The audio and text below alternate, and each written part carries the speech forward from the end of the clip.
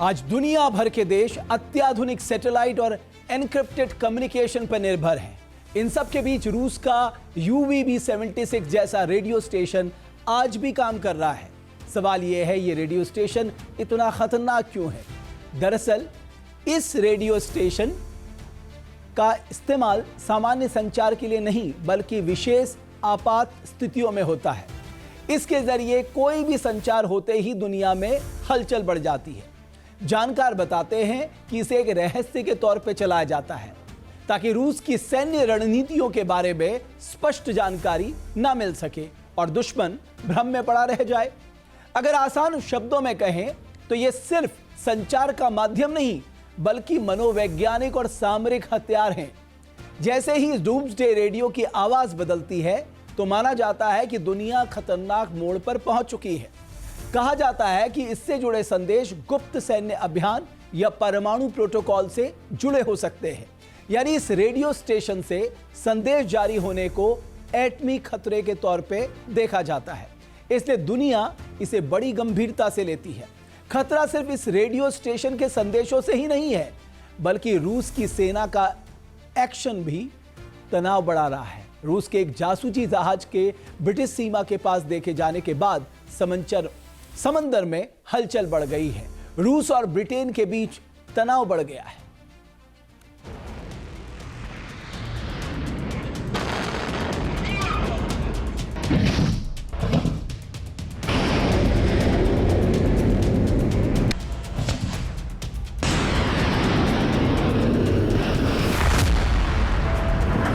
रूस की थल और वायु सेना ही नहीं, बल्कि उसकी नेवी भी जंगी सायरन बजा रही है।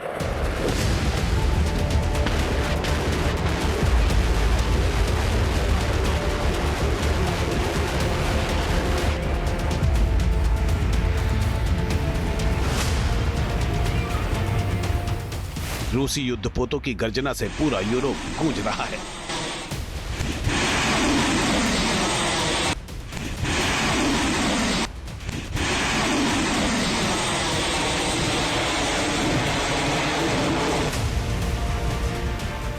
रूस की नेवी की गतिविधियों से बाल्टिक देश सहमे हुए हैं।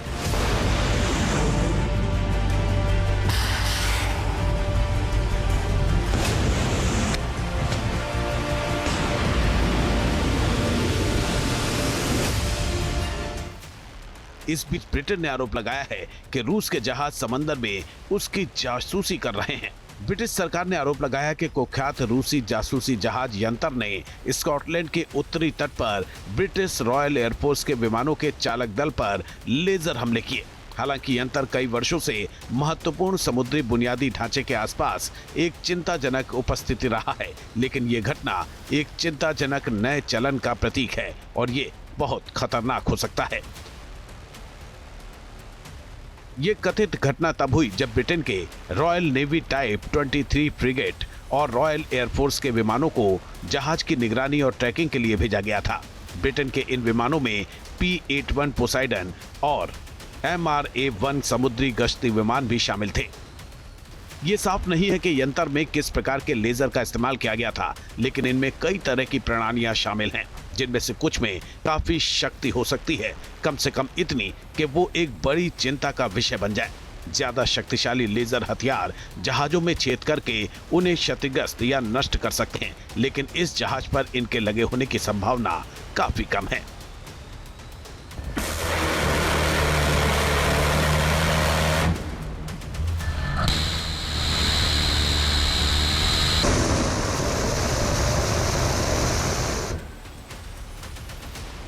रूस की हरकत पर ब्रिटेन ने कड़ी प्रतिक्रिया दी। ब्रिटेन के रक्षा मंत्री ने कहा कि उन्हें पता है कि रूसी जासूसी जहाज यहां है और वो क्या कर रहा है। उन्होंने रूस की इस हरकत को क्षेत्र के इस दौरान ब्रिटिश रक्षा मंत्री ने रूसी राष्ट्रपति पुतिन को सीधे सीधे चेतावनी तक दे डाली। रूसी रक्षा मंत्रालय के बेड़े का हिस्सा है, जिसका संचालन डीप सी रिसर्च के मुख्य निदेशालय ने किया है। ये रूसी नौसेना और अन्य एजेंसियों की ओर से काम करने वाली एक गुप्त शाखा है। ये जहाज लगभग 112 फीट लंबा है और अन्य कामों के अलावा बिना चालक वाले पानी के नीचे के जहाजों यानी UUV के लिए एक मदरशिप के रूप में काम करता है।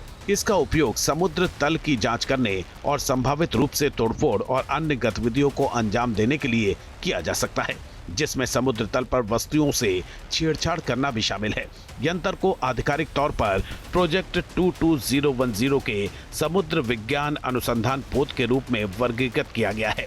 हालांकि इसके विशेष उपकरण कथित तौर पर पनडुब्बी केबलों को काट सकते हैं और 18,000 फीट तक की गहराई से वस्तुओं की जांच और उन्हें निकाल सकते हैं। ये पोत समुद्र तल पर ऐसे उपकरण भी लगा सकता है जो जहाज के आगे बढ़ने के काफी समय बाद भी केबलों को काट सकते हैं।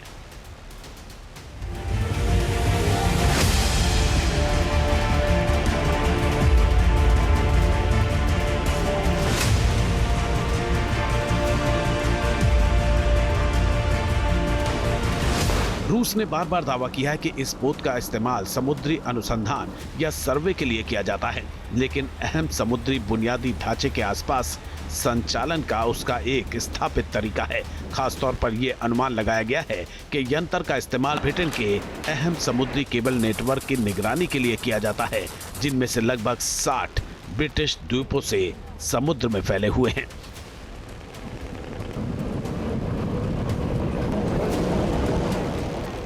ब्रिटेन का रक्षा मंत्रालय लंबे समय से यंत्र को एक जासूसी जहाज मानता रहा है और इस पर कड़ी नजर रखता रहा है। इसी कारण पहले भी इस जहाज के साथ कई बार टकराव की स्थिति सामने आ चुकी है।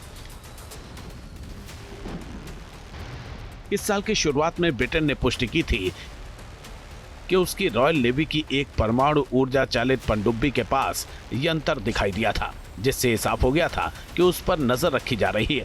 पिछले साल नवंबर में जब यह घटना हुई थी, तब यंत्र ब्रिटिश जल क्षेत्र में ही था। विशेष रूप से रूसी जहाज को ब्रिटेन के महत्वपूर्ण समुद्री बुनियादी ढांचे के ऊपर मंडराते हुए देखा गया था।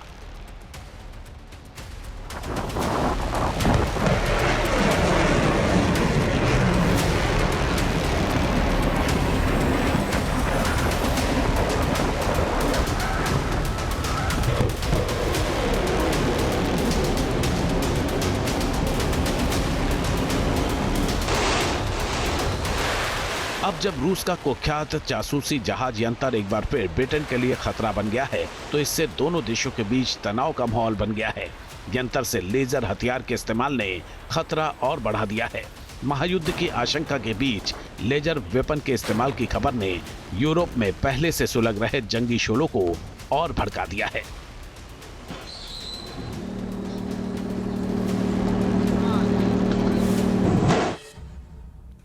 ब्रिटेन के आरोपों के बाद रूस का लेजर वेपन एक बार फिर चर्चा में है।